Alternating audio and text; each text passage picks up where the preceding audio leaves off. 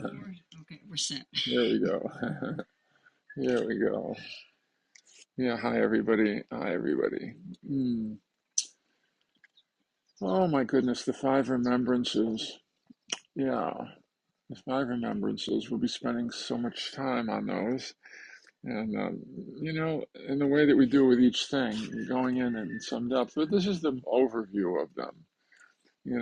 When I think of the overview of them, the first thing is, why in the world do I want to think about those every day? You know, seriously, I never wanted to think about them every day. I mean, I heard that the Buddha suggested that that was a good idea, but if that were the only thing he suggested, we would he would have been a blip on the screen. Nobody would have wanted to listen to anything else he had to say if that was his main teaching, right? Because all by themselves, if that was just the body of his teaching, that's just depressing stuff. That how can I not get upset about all that? There's nothing positive in any of it, really, in and of it all by itself, right? But he didn't do it. It was in a context of a larger body of teaching, right, as well.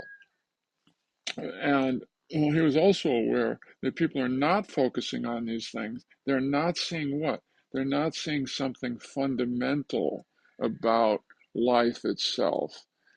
They're masking seeing something fundamental about life itself, and they're looking for happiness in all the wrong places because of that, right?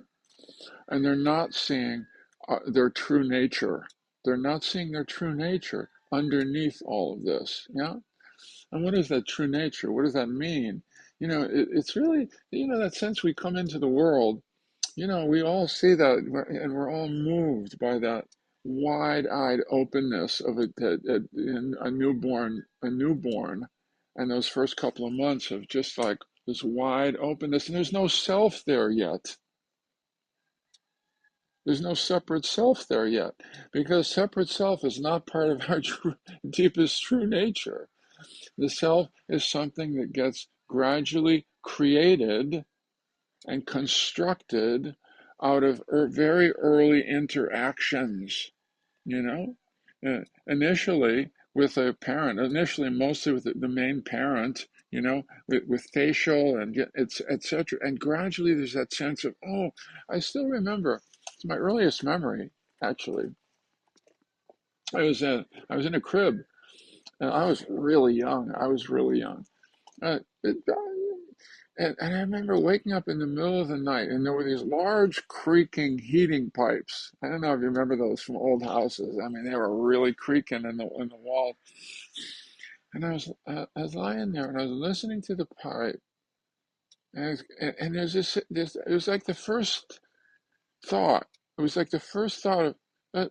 It wasn't even a thought. It was like, oh yeah, the sound. It's that sound. The pipe. That's over there. And somehow there's something over here that's able to notice that that's over there, you know? So it's like this is the beginning, the very beginning of this sense, this internal sense of there's something over here that can perceive this world, which is here but not here. It's over there. It's over there. And from there, we just keep building up and constructing this self. It goes on really intensely for those first few years, right? And all that comes with it, all the early dramas, but all those interactions and that construction of the self, we start to believe, oh, I guess I am here. I guess there is, I'm here. I'm over here. There's a me here. There's a me here. There's a me here, And we forget really early on that me isn't solid. That me is constructed in a network of radical impermanence and chaos underneath all that. It's a miracle of neurology that we can do that happens. Otherwise, we wouldn't have the world that we have, you know. But fundamentally, there's nothing solid here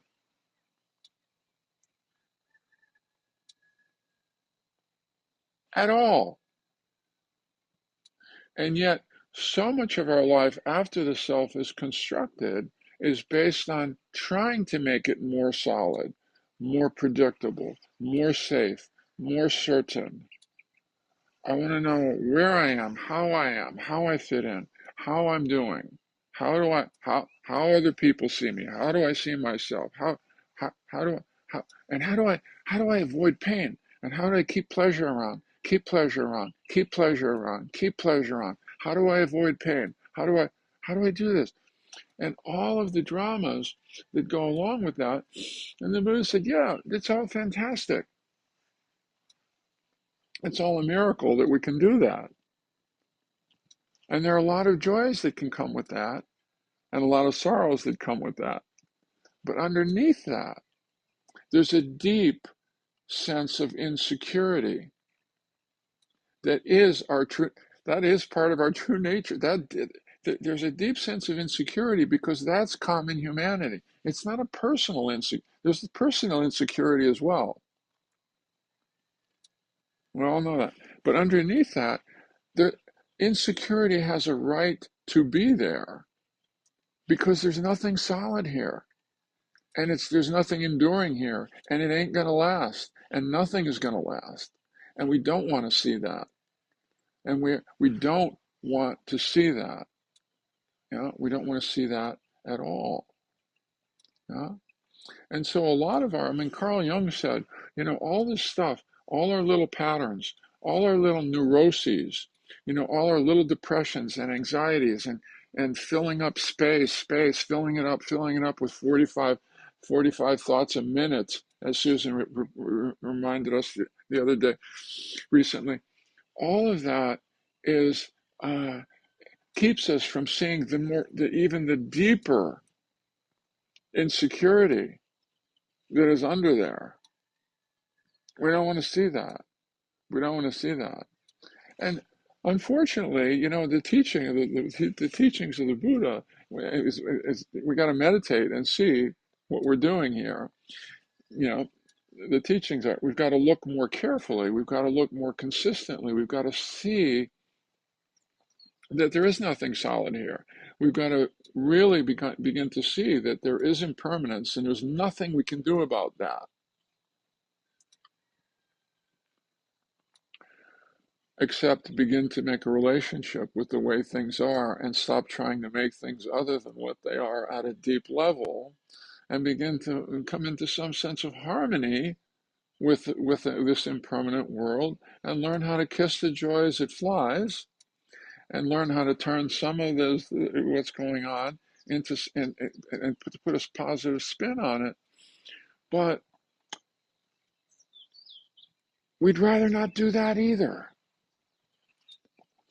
Even in meditation, we don't really want to look into impermanence too much. Not too much. But that's where the practice is going to take us because it is all impermanent, And we begin to see all of our strategies to not want to want to kind of hold it together, to cobble ourselves together. And when we do not learn how to more deeply relax, deeply relax in this field of impermanence. Yeah, I realize that there is a sense of being held. It's just that there's nothing solid in this being held. You know? Yeah, I love that Tibetan expression. You've heard me say it before, some of you. Looking for happiness outside, looking for happiness by trying to orchestrate out here, which we do all the time, constantly, is like waiting for sunshine in a cave facing north. Yeah, yeah. But that's our way. Once we get this self gets developed, it's out here scrambling, scrambling, scrambling, scrambling. And so part of the teaching, of course, is to meditate, is to meditate and to begin to look carefully at what's going on in here, what our schemes and our strategies are to try to cobble stuff together and hold things together and be secure, right? And to see to a certain extent the poignancy and the futility of that. And there's so much grounds for compassion right there. The whole world is doing that.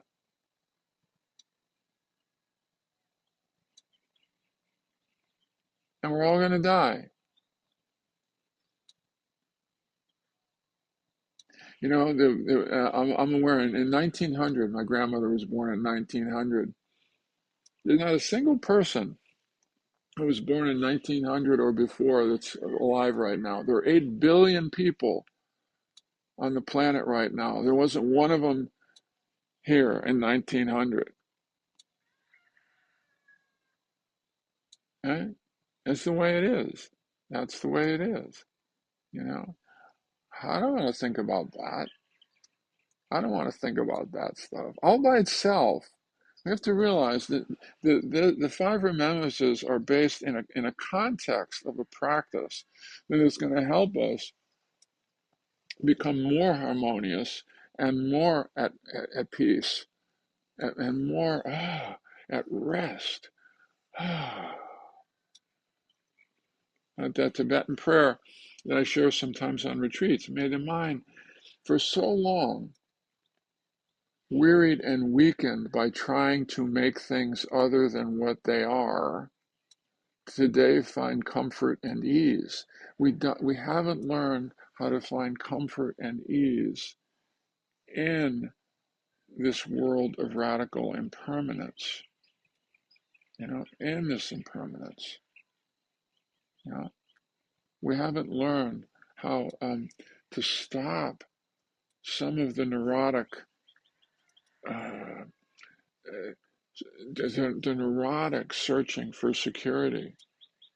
You know, we haven't learned how to stop it. We haven't learned how to stop gripping and grabbing and pushing and pulling and orchestrating and just settle into a world that is constantly changing. And it can be beautiful in that constant changing, but that's an acquired taste. That's part of the acquired taste of these practices, is to learn how to be more at home, more deeply at home, more deeply at home within ourselves. And we don't get more deeply at home within ourselves by going out, out, out, out, out, out, out. And by just getting the right combination of everything just right around us, because it's all, you could say, a beautiful, we want to create, sure, we want to create beautiful sandcastles, but that's what they are.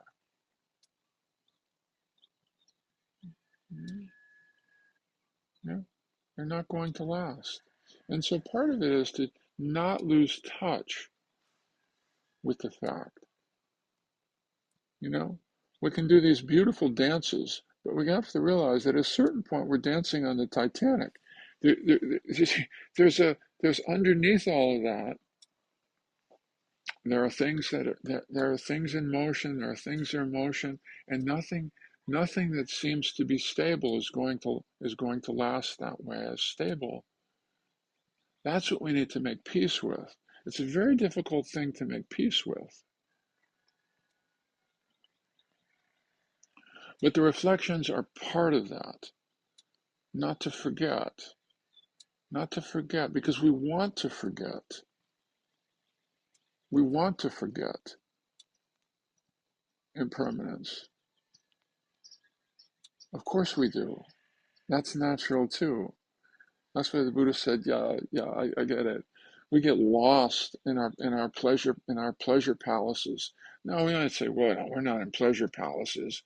But some of us are, kind of, in a certain button. Finally, what's going on in this country is showing us, yeah, guess what?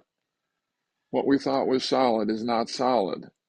Yeah, So that's partly why we're so much shaken. So much of the world isn't as shaken as we are because they haven't had a level of stability that we've had here. You know, what we say, it's not. There's nothing solid here. Yeah, yeah. It's scary. It's scary, and part of it is gradually coming to terms with the way things are, with some of the deeper sense of the way things are, so that we can come to the deeper sense of contentment and peace, the deeper sense of contentment and peace that we really want. We do want that. We do want that. Yeah. And the reflections have their place in helping us remember. Oh, right. Oh, right. Well, I'll close with this Zen story. That's the Zen master went on a long retreat and came back, and his students gathered around, wanted to know what was his most important moment of his insight on the retreat. And he said, he paused for a long time, and he said, "Yeah, my insight is that we're all going to die, but no one seems to live as if that were true."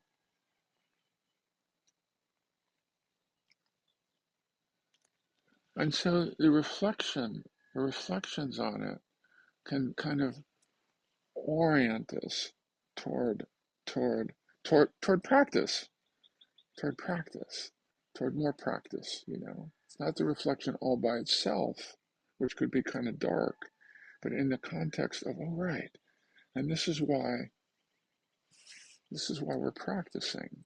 This is why we're practicing. So thank you, everybody. Thank you. So let's open up and meditate a little bit.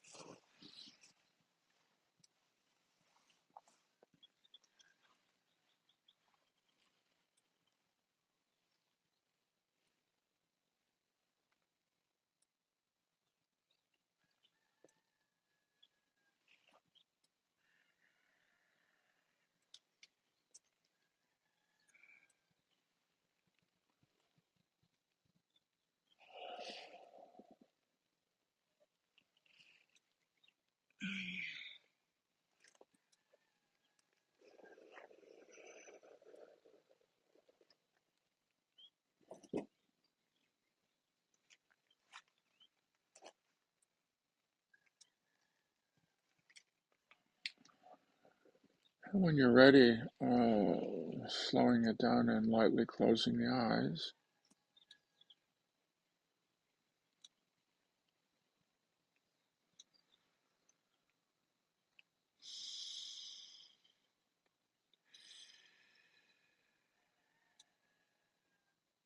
And feeling into the breath and forming the intention to settle a little bit.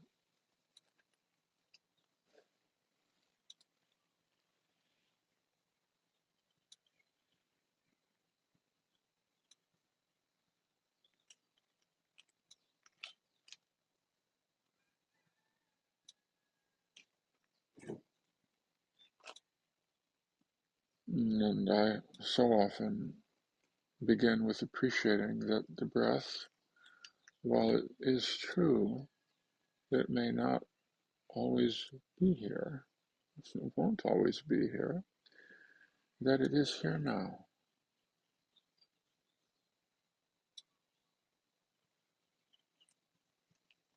The breath of life is here now.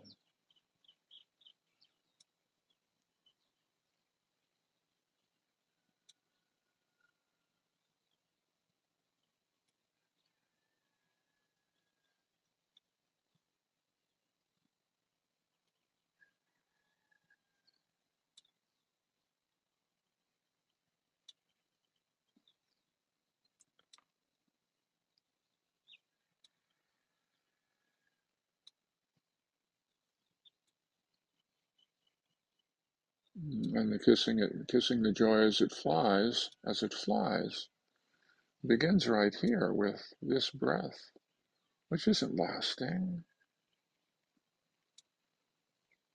It's not solid. It's impermanent.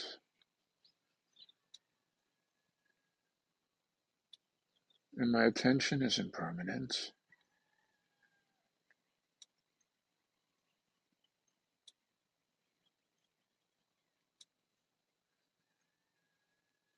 It's just being present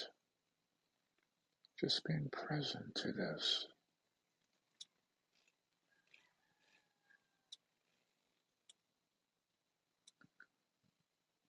to this changing flow of the breath, this changing flow of attention, the changing flow of sound and thought and sensation and image.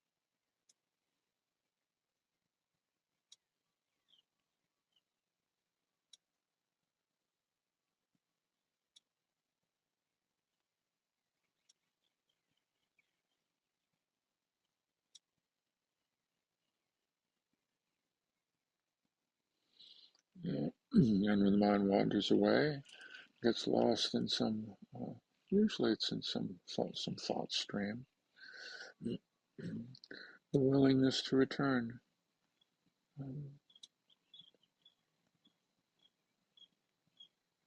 to this next breath,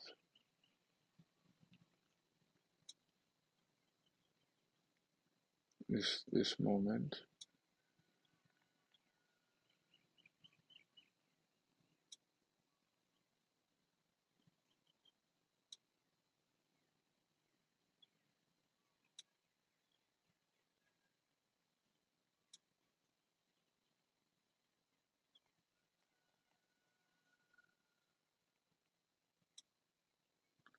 And bringing as much care and interest as possible.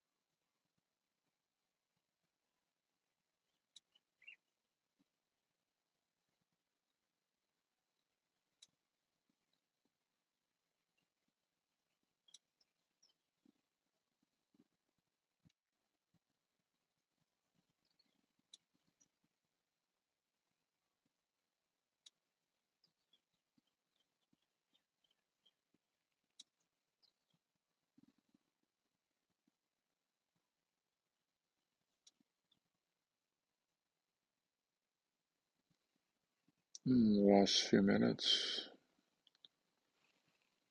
of the meditation, settling back a bit more, softening a bit more. If there's any gripping there at all, softening, softening.